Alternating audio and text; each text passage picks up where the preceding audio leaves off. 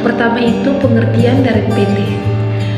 Perseroan terbatas atau PT adalah satu badan hukum untuk menjalankan usaha yang memiliki modal tersendiri dari saham-saham yang pemiliknya memiliki bagian sebanyak saham yang dimiliki, dan saham-saham yang menjadi modal pendirian PT ini atau perseroan terbatas ini dapat diperjualbelikan sehingga perusahaan atau kepemilikan perusahaan dapat dilakukan tanpa perlu melakukan pembubaran perusahaan PT atau perseroan terbatas.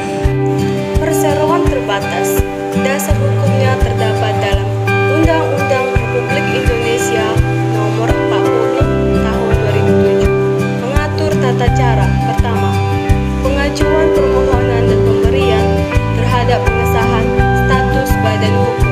Kedua, pengajuan permohonan dan pemberian terhadap persetujuan perubahan anggaran dasar.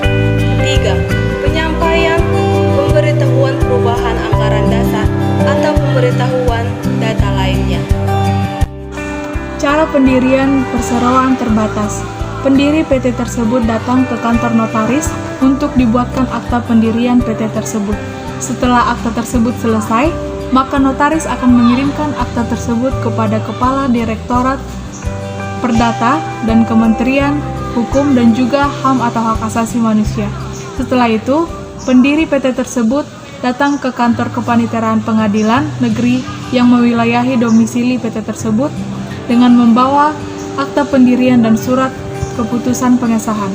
Setelah itu, pendiri PT tersebut datang ke kantor percetakan negara yang menerbitkan tambahan cerita Republik Indonesia dengan membawa surat akta tersebut, surat pengesahan keputusan, dan juga surat panitera pengadilan. Demikian.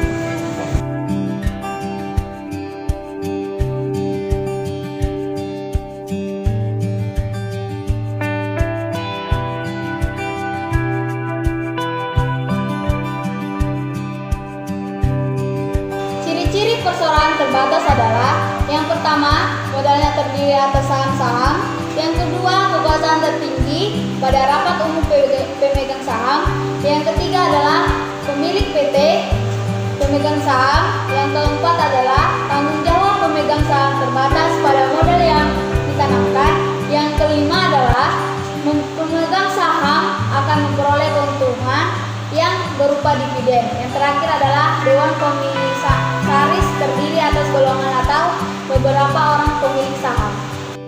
Organ perseroan terbatas ada 3. Yang pertama, RUPS.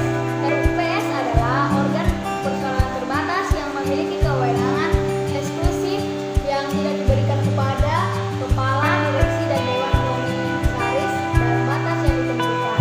Yang kedua, direksi. Direksi mempunyai tugas dan tanggung jawab untuk menjalankan perseroan sesuai dengan tujuan dan maksud dirinya perseroan. Yang ketiga, komisaris. Komisaris mempunyai tugas untuk melakukan pengawasan atas kebijakan kepengurusan. Terima kasih. Selanjutnya, bubarnya PT diatur dalam pasal 142 ayat 1 Undang-Undang Perseroan Terbatas. Yang pertama, berdasarkan keputusan RUPS. Yang kedua, karena jangka waktu yang telah berakhir. Yang ketiga, berdasarkan penetapan pengadilan. Yang keempat, dengan dicabutnya status kepalitian berdasarkan putusan pengadilan niaga yang mempunyai keputusan hukum tetap. Yang kelima, karena harta pailit perseroan yang telah dinyatakan pailit berada dalam keadaan insolvensi. Yang keenam, karena dicabutnya izin usaha sehingga perseroan wajib melakukan likuiditas sesuai perundang-undang.